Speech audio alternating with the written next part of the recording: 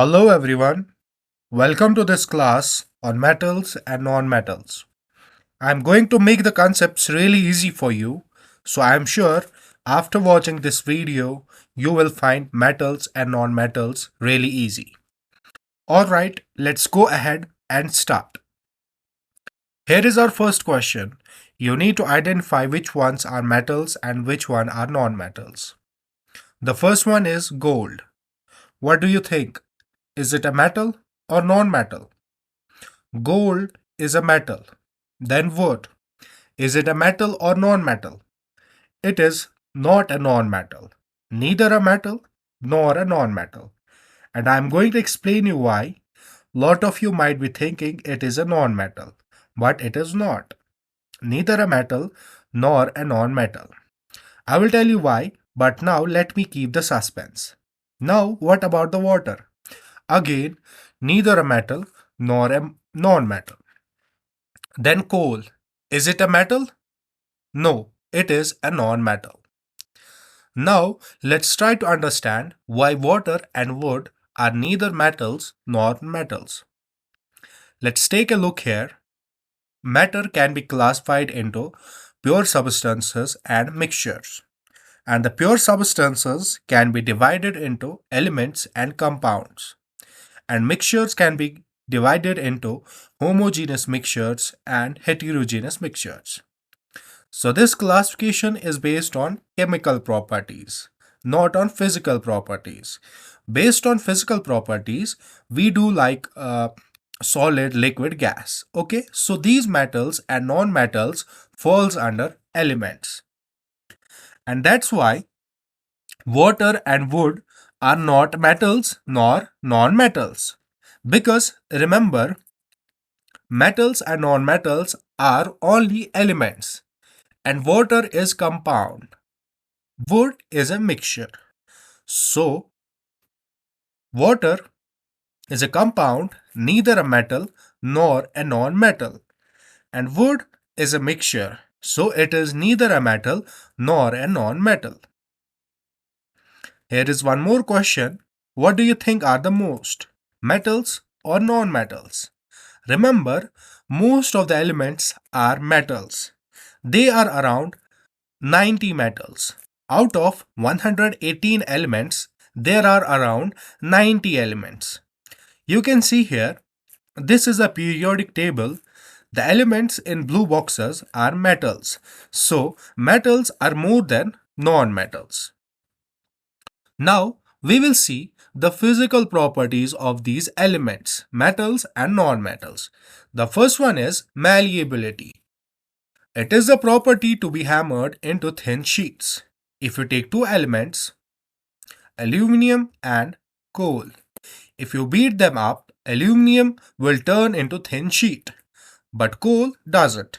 It will break into pieces. So generally, metals are malleable and non-metals are not malleable. Here is an exception. Mercury, being a metal, is not malleable. With aluminium, gold, silver, and other metals possess the property of malleability. So non-metals are brittle. They break into small pieces. The second one is heat conductivity. It is a property to allow the flow of heat from its warmer surface to its colder surface. Silver, copper, all these metals are good conductors of heat, and non-metals are generally bad conductors of heat. For example, in a frying pan, the cooking area is made up of metal so that it can conduct heat. But the handle should not conduct heat, otherwise, our hand will burn. So, it is not made up of metal, it may be of plastic, wood, or rubber. Then, so generally, metals are good conductors of heat and non-metals are bad conductors of heat. Now, electrical conductivity. It is a property that provides ease in the flow of electric current. As you can see, in one case, the lamp is glowing and in the other it is not. It is so because generally metals are good conductors of electricity and non-metals are bad conductors of electricity. But remember, chemistry is full of exceptions. Graphite, being a non-metal, is a good conductor of electricity. Then we have another ductility. It is a property that allows it to be stretched into thin wires. Have you seen the copper wires or aluminum wires? We can take a metal, stretch it, and turn into the wires. It doesn't tear. But if you take a non metal, it doesn't. So, generally, metals are ductile and non metals are not. And then we have one more, sonority. It is a property of materials to produce ringing sound when struck with a hard object. So, if you hit a non-metal, what will you observe? A metal object, just like this bell, will start producing ringing sound. But a non-metal, like coal, doesn't. It will not make any ringing sound. Here is one more property. Generally, metals are really hard, but non-metals are not. And also, metals are lustrous. They are very shiny, but the appearance of non-metal is not. There is an exception. Diamond, being a non-metal, is very hard. Now, we will discuss the chemical properties of both metals and non-metals. Firstly, we will see how does metals and non-metals react with oxygen. So, if metal is combined with oxygen, what will be the product? It will give us metal oxide. If magnesium reacts with oxygen, what will it give? It will give magnesium oxide. A reaction of calcium with oxygen will give calcium oxide. And then, if a non-metal reacts with oxygen, what will it give? Non-metallic oxide. Similarly, if sulfur is reacted with oxygen, it will give sulfur dioxide. If carbon is reacted with oxygen, it will give carbon dioxide. So, generally, metal oxides are basic in nature. Basic in nature means it will change red litmus into blue litmus. Similarly, non-metal oxides are acidic in nature. Acidic in nature means it will change blue litmus to red. There are some non-metals like phosphorus which vigorously react with oxygen. The symbol of phosphorus is P. Moving forward, now we will see reaction with water. We have many metals which react with water, but how do they react? Each metal reacts with water differently. Sodium, potassium, calcium vigorously react with water. Even they catch fire on reacting with water. And zinc reacts slowly with steam. There are some metals like copper, silver, gold, platinum, they do not react with water. Metals like sodium, potassium are highly reactive in air because there is also moisture present in the air. That's why they are stored in kerosene. Now, what about non-metals? What do you think? Non-metals generally do not react with water. Phosphorus, being a non-metal, doesn't react with water but reacts with oxygen vigorously. That's why it is stored in water. Now we will see reaction with bases. When a metal reacts with a base, what will be the product? It will give us salt plus hydrogen gas. The presence of hydrogen gas is detected using pop sound test. So, metals react with base to form the corresponding salt and hydrogen gas. And then Generally, metals react with bases to form hydrogen gas, and a reaction of nonmetals is complex in nature. Don't worry, you will study it in higher classes.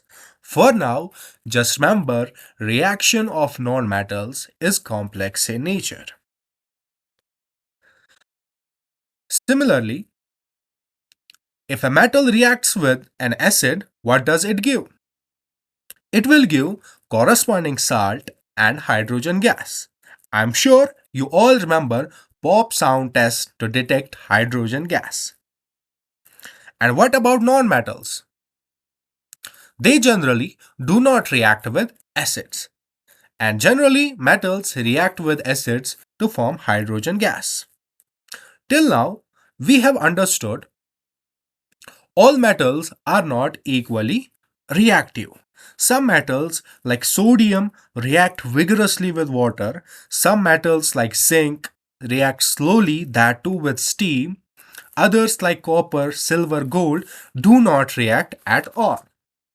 So, all metals do not react equally, which gives us an important concept of displacement reactions. This concept is based on reactivity series, that is, the descending order of the reactivity of metals. So, what is displacement reaction? It is a more reactive metal displaces less reactive metal from its compound.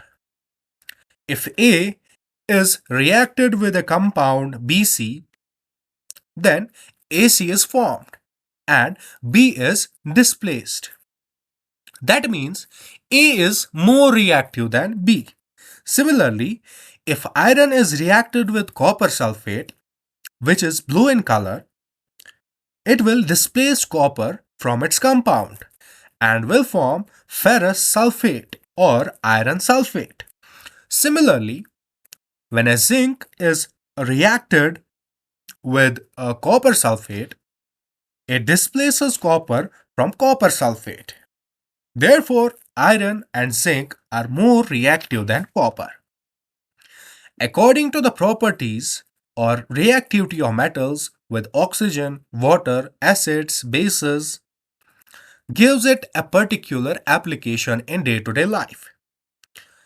If we talk about steel, which is an alloy of iron, is used in machinery and automobiles. Metals like aluminum are used in making parts of aeroplane satellites. They are also used in packaging, and utensils are also made of aluminum and copper.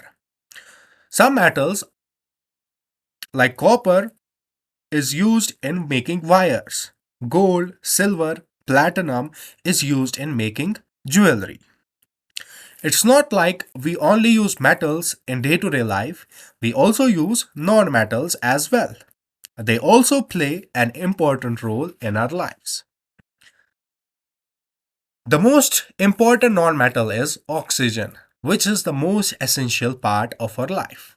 And I must say, oxygen is life. It is also necessary for combustion. There is chlorine, a non metal, which is used to purify water. Iodine is used in antiseptics. Some non-metals are also used in fertilizers. Some non-metals like sulfur is used in making firecrackers. Phosphorus is used in matchsticks. So metals and non-metals are equally important in our life. With this, we have come to an end of metals and non-metals. I must say, we have got you covered. Thank you for watching.